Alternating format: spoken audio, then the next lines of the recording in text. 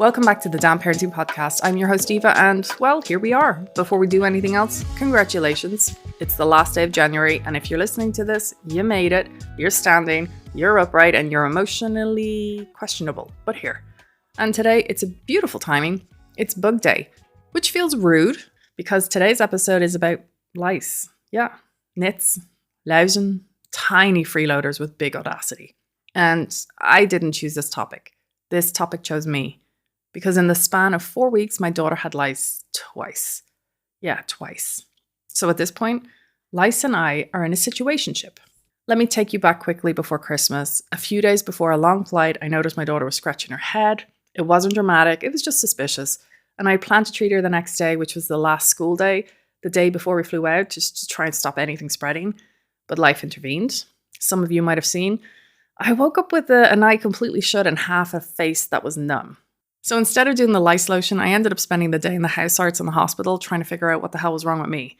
By the time I was discharged at 5, I picked up my daughter, went home, made dinner, packed bags, and I just tried to emotionally prepare for the long-haul flight. Cut to the next day, we land in the country, we're standing in line and I'm watching her scratch and I think, oh shit, we need to deal with this immediately. So texted the family and asked them just to go and buy every lice lotion.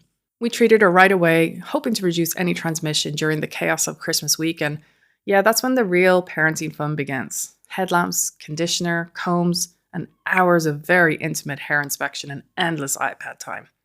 Fast forward 4 weeks, January, the month that feels like it lasts a year. It's breakfast time, my daughter scratches again. I go through her hair and find something. So I do the most shocking thing of all. I act like a responsible adult. I message the teacher, we're going to be in late, we need to do treatment. So thank God my morning appointment had cancelled because suddenly my plans were headlamp, comb, and war. She arrived into school 90 minutes late, but she was treated. I treated myself, my husband treated himself. And 2 days later, we're meant to go to the next kids event. My daughter starts scratching again.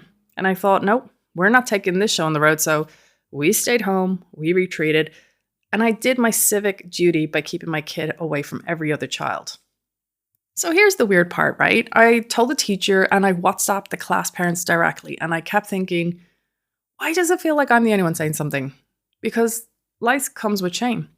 They feel unclean, embarrassing, like you failed a hygiene exam no one told you was happening. But the reality is my kid's in a class of 20. Those kids have siblings. Those siblings have friends. And unless someone speaks up, this thing just circulates. It's like bad gossip.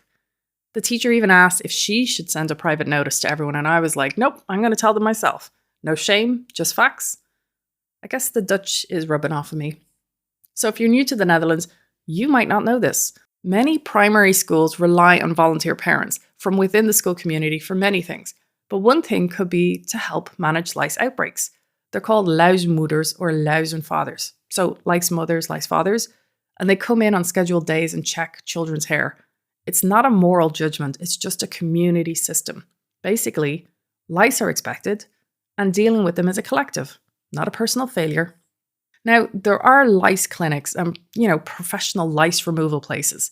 And honestly, just talking about this is making me itch, which is why these places can charge what they charge. Prices start at €99, can go up to even 300. And I get it. Lice, it's not just a physical, it's a mental thing, and your brain will do anything just to make them go away. But for most families, this isn't an automatic option, it's expensive, and, well, it shouldn't feel like the only solution. So let's calm our nervous systems. Lice do not jump, they do not fly, they walk slowly with intention. About 80% of cases happen through direct head-to-head contact, not through hats or couches or just because your house is dirty. And hygiene, completely irrelevant. Lice love clean hair just as much as dirty hair. It's an equal opportunity parasite, say. And also, one louse lays about 8 eggs a day, and over its lifetime, probably 250 nits. Ooh, I'm getting itchy again. Which, well, it feels excessive and ambitious and very unnecessary. Now, who's most at risk here? Obviously, it's primary school kids, right? From 4 to 13, they're the prime audience. Heads are close together, they're playing, they're hugging. But lice is also increasing in Dutch high schools. One study recently found 19% of high school students had struggled with lice. Why? Well, selfies, cuddling, teenage proximity. So lice are adapting to the modern age. And the Norway study that made me feel better found If a sibling has lice, the odds increase 36 times. And short hair halves your odds. So here's a translation. It's not about parenting quality, it's about math and proximity. Now, is there a best treatment? It's always asked. The short answer is no. Everyone asks, what is the best lotion? But the annoying truth is there isn't one. There are chemical lotions, natural lotions, smothering lotions. They all kill live lice only. Nits must be combed out manually, patiently, repeatedly. That's it. That's the secret. Which is why I went to Crowd and bought the strongest glasses I could find, 3.5 plus. I have a headlamp, and well, we abandoned screen time limits completely. My child gets the iPad, watches Daniel Tiger, whatever's going to keep us both regulated. Because it's not fun for me, but it's also not fun for her. So here's some helpful tips from parents I've spoken to. They do weekly checks with lots of conditioner so they can comb and just comb and just comb again. They treat it immediately, and they stay home if needed. And yes, once treated, kids can go to school straight away. It's about containment, not punishment. So let's be honest, lice are common, they're boring, they're relentless, but they are not a reflection on your parenting, your cleanliness, or your worth as a human. This is just one of those moments where community responsibility matters. Speak up, treat early, check regularly. And if you're itching right now, I'm really sorry, but also you're welcome. You're not alone. And yes, January is finally over. See you in February.